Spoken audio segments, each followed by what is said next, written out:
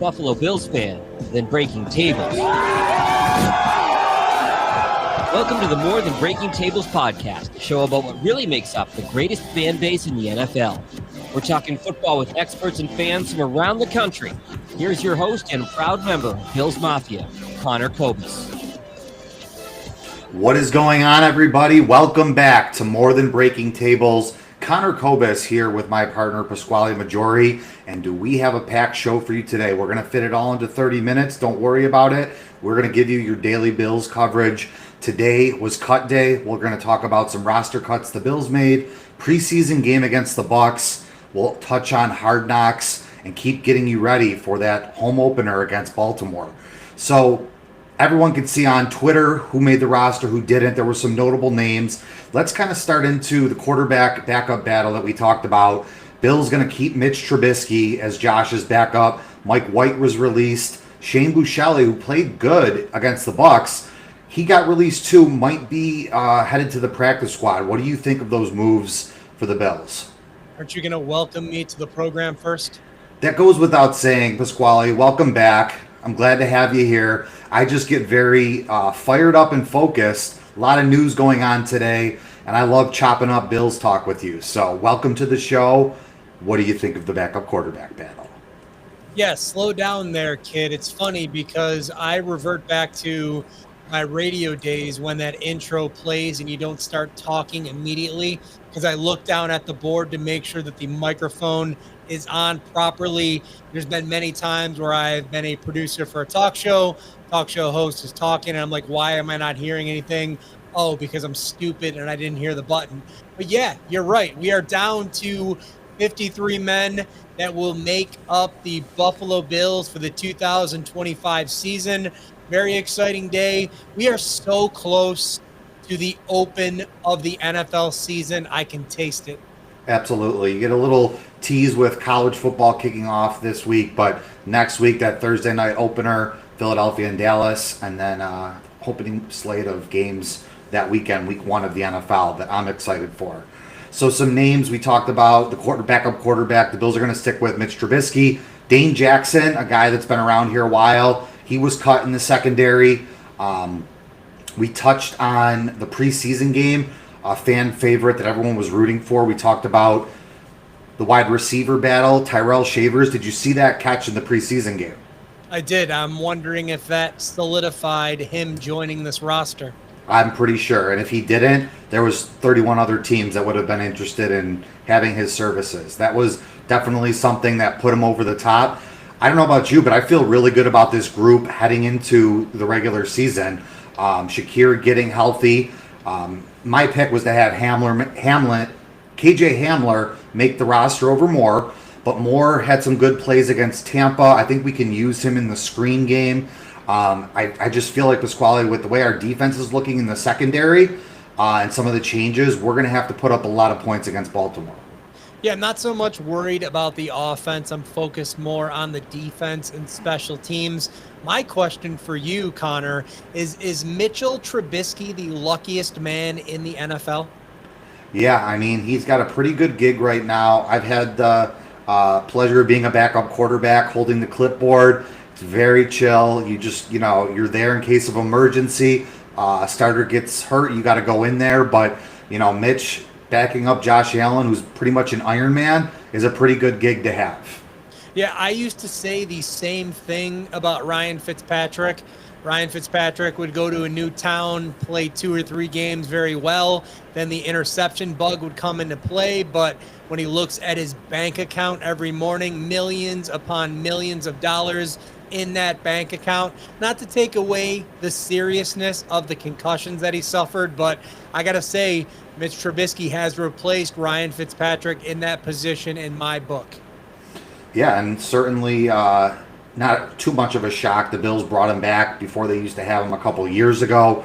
So that kind of is how that played out. Mike White, I think he struggled a little bit with mobility in some of the preseason games. I didn't see him really fitting in the games that he did to be Josh's backup. And Buechele, we have him on the practice squad in case we need to.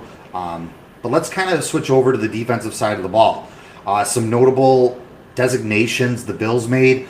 Maxwell Harrison got put on injured reserve, so he will not be playing for the first 4 weeks.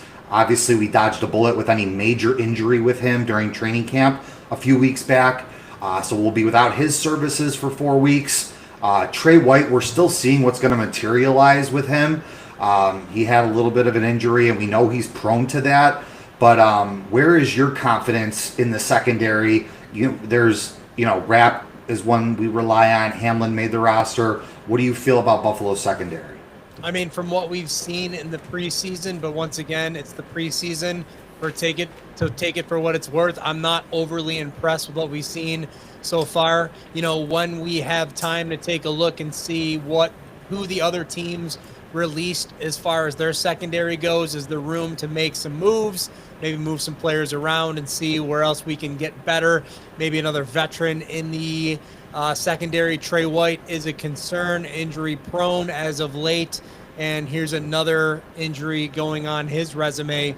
So we'll see how long this is going to last. Obviously, they got to be tough up front. Linebackers are going to have to, play almost mistake-free football against the Ravens. Not only do the Ravens have Lamar Jackson, but they have Derrick Henry in the backfield. So it'll be a challenge regardless. But once again, I'm very optimistic, very confident with how our offense is looking. So I feel like we can put up enough points, and if the defense makes just enough stops, we'll be fine. Yeah, definitely. And that game's going to be electric. I'm excited for it. We got through a pretty decent offseason that was for the Bills, and the preseason went pretty well. It was good to finally get a win, even though we don't really care about these results in the preseason over Tampa Bay. One thing that's important to look at, we talked about the secondary and those injuries. We have a couple D linemen that being signed over the offseason who are on suspension for the first 6 weeks. So we have a couple different TJ Sanders, Deion Walker have shown splashes. We talked about the addition of Joey Bosa. Bringing some of these elite quarterbacks in the AFC to the ground is what really separates teams, not only throughout the season, but if you're trying to make a deep postseason run. Yeah, speaking of defensive linemen, are you as annoyed as I am with Harrison Phillips being traded to the Jets? Yeah, he's a fan favorite of mine. I liked how he updated his Instagram handle with the teams he's played for and said New York and New Jersey. And I think that was awesome because we're the only team truly that plays in New York, the Buffalo Bills, and he respects that. But yeah, I never like seeing players go to rival teams. Another guy, he only played with us briefly, but Rasul Douglas signed with the Dolphins. I just feel like that's like a last resort place for any person to go. Like Poyer went there. The weather's going to be nice, but I just don't want any part of that Dolphins organization. Yeah, I was listening to a national analyst the other day talking about how they had high hopes for the Dolphins, and I'm thinking to myself, what team are they looking at? This is the team that's ready to totally fall apart. I think McDaniel has lost control of that team down there. I think they call him a quote-unquote player's coach. I'll call him a pushover. Getting a little bit too concerned with what goes on off the field as opposed to what goes on the field. I could have said that better, but if you've listened to the program for a while or watched the program, I'm not exactly a wordsmith, but I don't understand why anybody would want to go to Miami in this situation. And I haven't paid that close attention to the NFC North, but I thought he was one of the leaders on the defense of the Vikings. Apparently not. No, he did have a good year, made some splash plays last year for the Vikings. Still think he can contribute. So we'll see what he does for the Jets. But we talk about he was a fan favorite here, and I mean, we talk about reunions. Another guy the Bills are bringing back on his third or fourth stint is Jordan Phillips. I had one of my friends told me he was looking at making a move to come back onto the roster, and that was made official earlier this week. So he's another familiar face that's going to be up there up front. No more Von Miller. But a lot of guys with a lot of opportunity to prove themselves early on in the regular season, because as the season progresses, you're going to see who's making those plays, who's going to earn more playing time. Are we rotating Bosa in and out? how that's going to work. So I'm really excited to see how that all shakes out. Yeah, if you're Jordan Phillips, how do you feel about your whole situation? You were here, then you were gone, then you were back, then you were gone, then you're back. It's kind of like a toxic relationship. You keep breaking up and getting back together.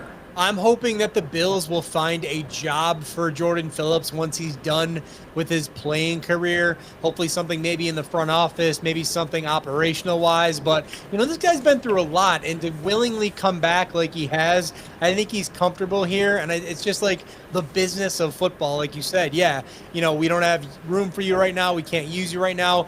Go away. We'll call you back when we need you. Yeah, he just fits. He's one of those plug-and-play guys for the Bills. And excited to have him back on the roster. Another episode. For sure. Yeah, for sure. Another episode of Hard Knocks aired. There's going to be one tonight. Third episode I actually liked a little bit. I liked some of the music with Ed Oliver and the horses. That was a cool segment. The training camp things they do where the guy, they brought it in. I don't know what his specialty is, but he was playing games with the players, like pointing at them. I've been through training camp. Sometimes you need something to kind of get through 2 to 3 weeks with the same guys like that. So a much better episode of Hard Knocks, and it'll be interesting. I mean, the spoilers have already been leaked of who makes the roster, so we'll see some of those tough conversations McDermott has to have with the players who didn't make the team and how that kind of goes. Yeah, how about that pizza party at Connor McGovern's house? Yeah, what did you think? How do we get invited to that? Right now, I think we just maybe shoot him a message, congratulate him on, the episode, and try to get him on the show.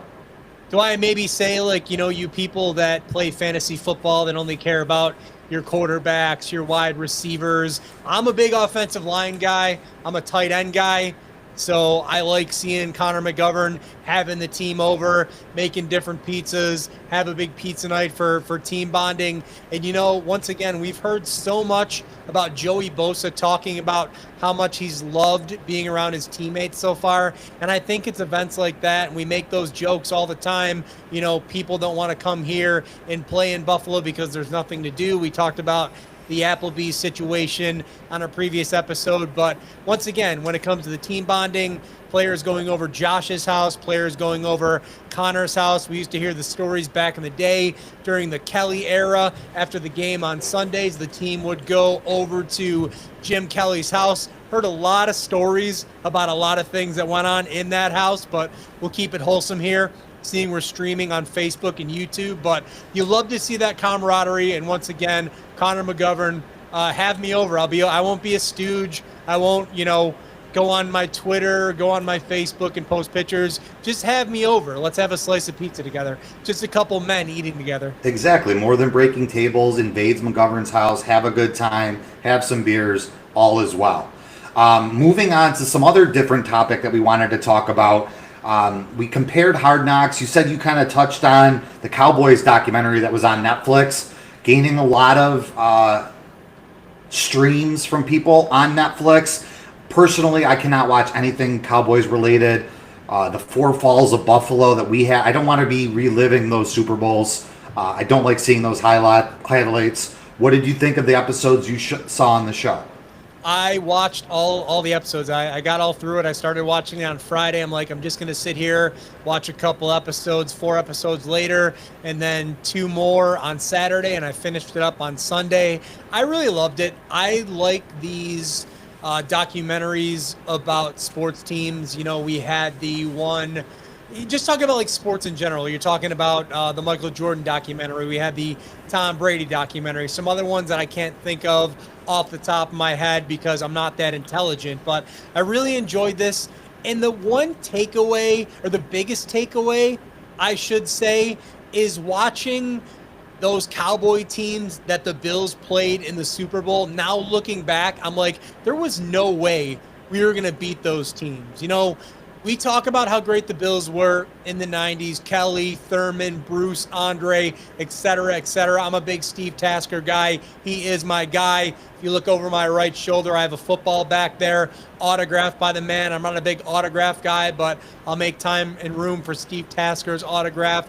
So just looking at that team, how dominant they were, Jimmy Johnson as the coach, a whole different approach than Marv Levy took. I'm like, there was no way the Bills were winning these two games.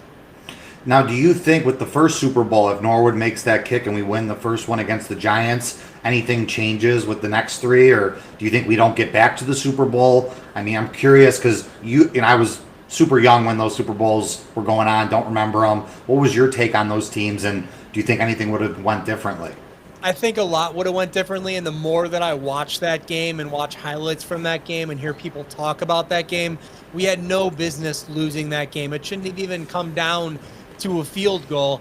I do believe we would have went to at least one or two more Super Bowls, and I think it would have changed a lot, but I still think that we were the team to beat in the AFC. But at that point in time, the NFC was just so powerful. I mean, you had the Giants kind of sneaking in that first year. You had the Cowboys we just talked about. You had the 49ers, as well as a couple other teams that were just world beaters. And, we were just kind of slicing through the AFC like a hot knife through butter, and I think we would have controlled it. But yes, I do think things would have changed a lot had Norwood made that kick, or even that game had not come down to that kick, and we left that first Super Bowl as a winner. I know as a fan base, we'd be a lot happier, we'd be a lot more relaxed, and we'd be able to take some more, not so much. I complain about this all the time. Some Bills fans get so down over the littlest thing. I don't think we would have been like that had we closed out and won that first Super Bowl. I think we would have all been a little more relaxed, a little more calm, and be able to handle a little more adversity better. Not saying we haven't handled adversity, but, once again, it's always doom and gloom. You go to the stadium, you have people around you, they throw an interception. Oh, this game's over. I'm walking to my car, yada, yada, yada. But then again, if we look back, would we have had at that point in time the greatest comeback in NFL history? One of those things that, we lived through that we'll never forget. So, that's a big discussion to have at another time, but I like where you're going with that. Yeah, definitely. And shout out to some listeners that are listening live that were at that Oilers game that actually left at halftime. Might be a decision you might have regretted. But the Bills won. What a game. I mean, talk about great Bills memories and some of the great times that we kind of look at. One thing you messaged me about earlier in the week that I want to touch on, a lot of stuff going on with the Bills last season at Highmark. We talk about merchandise and people selling different shirts. Give me your take on what you think as a Bills fan is acceptable. When I was younger, I would buy jerseys from China, like to get a deal. Now I kind of want authentic stuff, and I don't want to just buy something through some TikTok shop. What do you think? Where can our Bills fans go to buy the best stuff? Yeah, I am 47 years old at this point, so I'm very particular about what I buy when it comes to Bills stuff. I want the dry fit Nike sideline t-shirt. I want the dry fit Nike hoodie. I will rock an homage, depending on how you want to pronounce it, t-shirt here and there. I have 3 Bills shirts like that, but I just see these people pile on. Now it's capitalism. You're free to do whatever you want if you have the ability to do so, but I have seen some really bad t-shirts over the last few months. We're heading into the last year, as you mentioned, in Highmark, and I saw a t-shirt on social media with a picture of Highmark Stadium, the first year, the last year. It just looks so generic and so budget. There's other ones when Josh Allen had his big quote last year. Every t-shirt company runs with that, mocks that, and like I can't do that anymore. I want a t-shirt that I know is going to last. I want a t-shirt that I know that is quality. You go to a craft show, you go to a craft shop. So many different people have their own different versions of, what they think Bills art is, what Buffalo art is. One thing that I really want, and one day I will turn this whole thing around and you can see this wall over here. I have a Josh Allen jersey. I have a Fred Jackson painting, which is autographed. And then I have the Buffalo Bills Beast of the East poster. But I would like a really nice print of Josh on the cover of Madden, but I've gone to stores and I've seen it done like so halfway. The resolution isn't great. I want a great representation. I want it nice. I want it high gloss. I want it lots of pixels, high definition, whatever you want to call it. And I want that on my wall, but I've seen some very bad representations of that. You know, I'm driving down my road and I see a lawn sign that just has a standing buffalo and it says Mafia underneath. How is anybody going to know that's supposed to be for the Buffalo Bills? I will make an exception if you're a 501c, non-for-profit organization. If you want to kind of piggyback off of this whole Bills hysteria to raise some funds for your charity, I will make an exception. But if you're trying to make extra money and you're putting out crappy product on crappy shirts with crappy designs and crappy logos, just please stop. And if you're a person that, you know, is the same mindset as me, maybe, you know, tell that person this doesn't look good. Maybe you wait out a year. Maybe you come back next year and try again. Because this one shirt that I saw just set me off. I'm like, this looks terrible. Who is going to buy this? Yeah, no, you're 100% right. I was at the Bills store after one of the preseason games. They have all the merch that you could really want that's going to be authentic, that you want as a Bills fan, with jerseys, hats, T-shirts, things of that nature. So don't skip out on it. Get something quality. Now, you mentioned you're a fan. You were at one point in time, like back in your younger years. You would buy the China jerseys, correct? Yeah, I got a Cole Beasley alternate red jersey from China. I was a big Cole Beasley fan. So how did that red match up to the regular official Buffalo Bills red jersey? Yeah, it was a little off. You know, I got what I paid for, $40. Learned my lesson. Got an authentic Josh Allen one once we got him, and haven't gotten a jersey since. But you get what you pay for, and you got to think of it as an investment. And I know during the drought, I had a Leotis McKelvin jersey. I had a Hauschka jersey when he was on.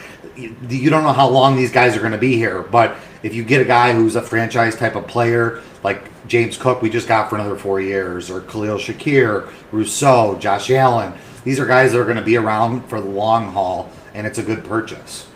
Yeah, I am not a big jersey guy, but I am actively looking for a Steve Tasker number 89 jersey. And the Bills store just dropped some of the Mitchell and Ness jerseys. I believe they have Jim Kelly, Thurman Thomas, and Bruce Smith. And those are like $200. So that's a big investment. But they did have a Tasker jersey some years back. So I do have my eBay search saved.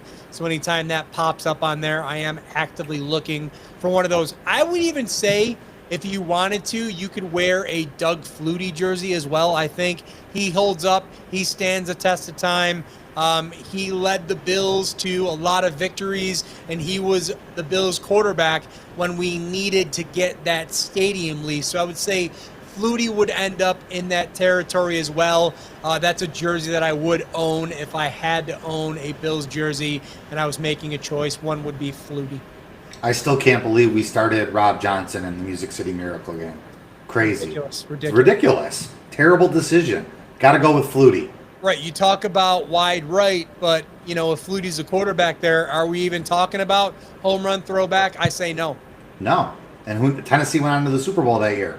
Who knows? Crazy. I don't want to get you fired up. Listen, I that was a rough game for me, too. I lived through that one. I remember it. Yeah. Sucked. Stupid. Then you go back and watch it. You're like, how did that happen? Yeah.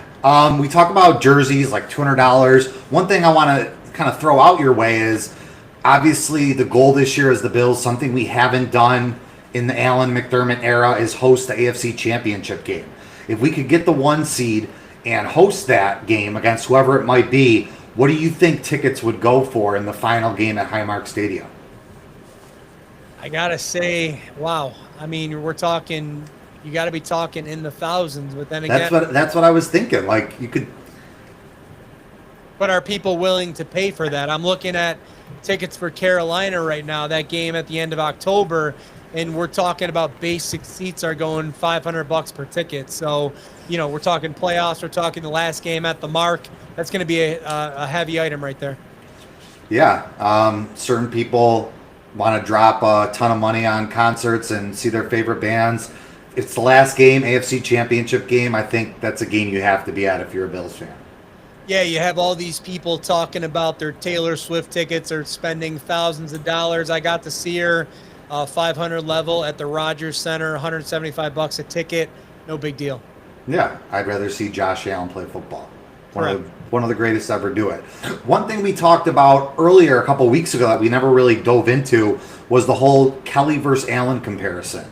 And who do we think ultimately is the better quarterback? I kind of wanted to see what you think about that conversation, having watched Kelly, living through Allen in the McDermott era, and what your take is.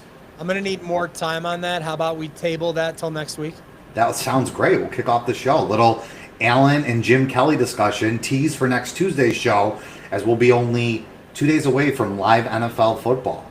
Yeah, it's exciting. We got a 7-10 softball game, so once we're done with softball, head over to Vinny's Sports Bar and watch that season opener between the Cowboys and the Eagles, and we're off to the races, my friend.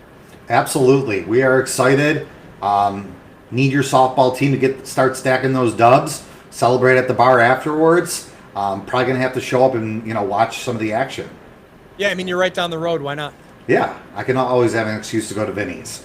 Well, it's been definitely real catching up with everybody. Pasquale, thanks so much for joining me on today's episode. I'm going to go ahead and plug my X, which is at Connor Cobus, and my Instagram, which is at Connor Cobus17. We'll post clips from the show on our Instagram reels and stories for you guys to check out. Pasquale, I'll hand the mic over to you for your shout-outs. Yeah, thank you, Connor. We are just over a month away from Buffalo Championship Wrestling's Big Fall Bash. It's an evening of live and local professional wrestling action. Family friendly as always. We're back on Saturday, September 27th at the Renaissance Club in North Tonawanda, 252 Vanderbilt Street, 6:30 p.m. bell time. We're looking right now at 6 big matches. If you want to buy tickets for that, bcw-wny.com, at bcwwny on social media. If you're a wrestling fan, I recommend getting those tickets. It's going to be a fun evening, and like to see some more familiar and some more unfamiliar faces at the venue. If you want to find me on social media, you can get me on Instagram. You can see right below on Instagram at WNY Pasquale. And you can add me on Facebook at Pasquale Maggiore. Add me as a friend. Make sure, please, if you're watching this, go to YouTube at WNY Pasquale and subscribe to the channel. I need to get those numbers up. Absolutely. Do what the man says. It's been real this week. Look forward to seeing you next Tuesday. In the words of our MVP, be good, do good, God bless, and go Bills. Go Bills. We'll talk to you next week.